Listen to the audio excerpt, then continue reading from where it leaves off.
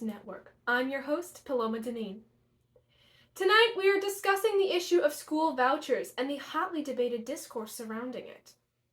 With us are two experts, Miss Novou. Hello. And Ms. Skuul Choyce. Thanks so much. Thank you for being here, ladies. First, I'd like to start off with a little background information for our viewers at home who don't necessarily know much about the issue. School vouchers have been debated in Texas and indeed the country for some time now. Critics say that they harm public schools, whereas advocates say they give parents greater control over their children's future and education. First, what is a school voucher exactly?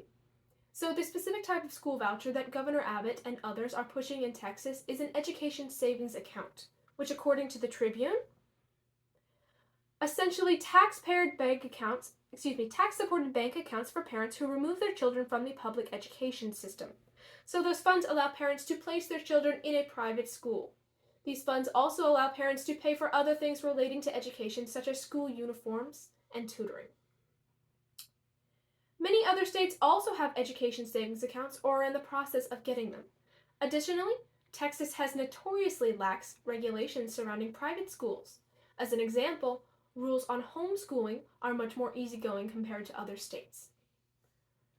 Governor Abbott and others have been pushing for school vouchers and education savings accounts, which is amazing. I'm sorry, what? The school vouchers. They're amazing. No, they're a blight on this nation. Okay, I can see we're eager to get started tonight, ladies. Why don't you go ahead and introduce yourselves and your arguments to the audience? Miss Cher? Hello, everyone. My name is Novou Cher, and I'm a school board member of Austin ISD. School vouchers are dangerous. They will erode our public schools. And it's not only me that thinks so. Kevin Brown, president of the Texas Association of School Administrators, says that there are, quote, countless reasons I have grave concerns about vouchers passing in Texas. And that's not all. Joshua Cohen, writer for Time magazine, says, quote, based on data from existing voucher programs, the answer to do school vouchers actually work is almost unambiguously negative, end quote. He has some fabulous research, which I can get to. My turn. Hello, everyone. My name is Skuul Choyce, and I'm a representative of Bastrop County here in Texas. School vouchers are the way to fix our struggling public school system. Our children are suffering. Why should we quibble about hiring more teachers, changing the curriculum, when we can cut to the chase and put an actual solution, promote real change fast? And I'm not the only one who thinks so. I'm not the only one with research. Jude Schwalbach, writer for the Heritage Foundation, says school choice is already lifting thousands of children across America. And, as you said, our moderator, the governor of Texas, Greg Abbott, also supports school choice and school vouchers. He says, quote, the bottom line is this is really about freedom. Freedom, sure. Hey! Let's dive into some practical details. Let's talk about money, which is, of course, at the core of this issue, as it is a major issue for parents. Choyce, what sort of funds could parents be expecting were some of these legislative pieces to be passed? So glad you asked that. So a lot of bills have been getting passed around. One such bill that gained a lot of popularity and media attention was put forward by Brandon Creighton. It would have given, parents $8,000 per child to send their student to private school. And this is basically free money for them? No, not at all. If the parent chooses to keep the child in public school, why would they? But if they do, that education savings account will not be accessible to them. But if they decide to take their children out and put them in a private school, that education savings account will be open to them, and they will be able to access the money for other education-related expenses. It will help private schools be an opportunity for everyone. Excuse me, I have to respond to that. I have to respond. What you're talking about is $8,000 per year per child, but that is not anywhere near to the average tuition of a K-12 private school in Texas. Really? What's the average tuition? It's $11,337 per year for 2024 to 2025. You just Googled that. No, I didn't. It's from the Private School Review. I didn't Google it. I'm citing my source. Don't be ridiculous. Anyway, This bill is not fair to lower income students. Joshua Cohen says that vouchers are largely tax subsidies for existing private school families and a tax bailout for struggling private schools. It's not fair to poorer children, and it's discriminatory. In other ways, too. What? What are you talking about? It's not discriminatory at all. In fact, one of the main reasons for school choice is to give children with special needs access to better resources. In fact, I have a case right here. I have an article right here from the National Review concerning disabled children and their ESA-prompted opportunities.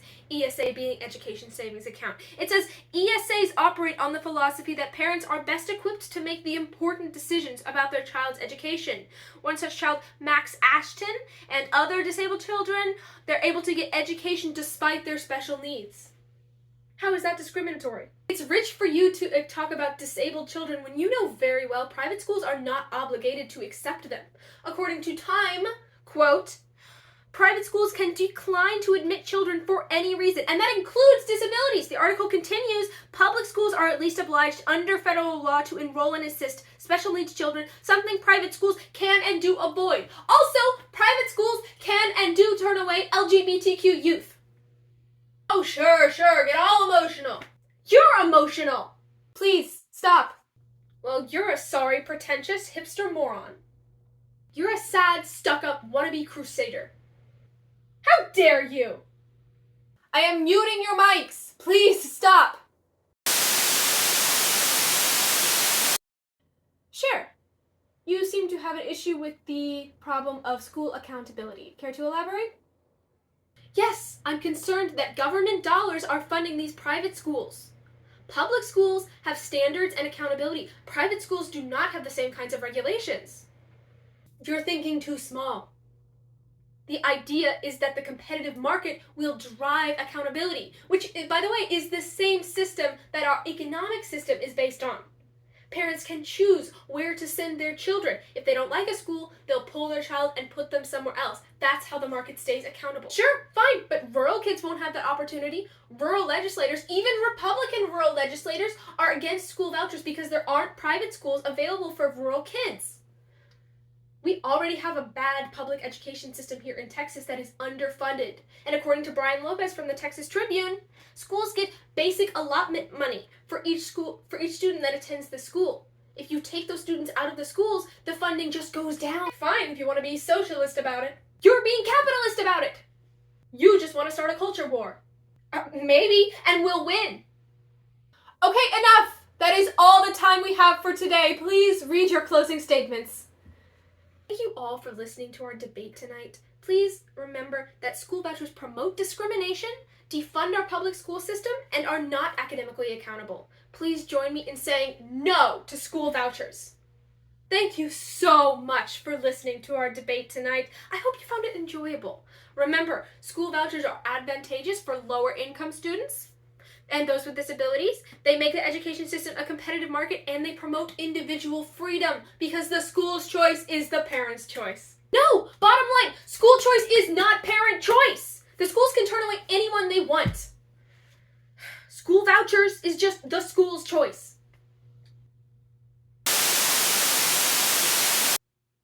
Thank you for joining us on DNN tonight, regardless of whether you learned anything or you enjoyed yourself. If there's one thing we should take away from this debate is that politics is complex and it's important to vote. If you're watching this, that means you probably watched the whole thing, and for that, I'm sorry.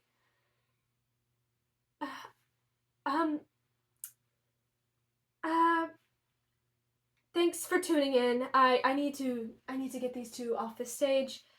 Coming up next is mainstream media and polarization ruining politics. You decide. Let's get to the ad break.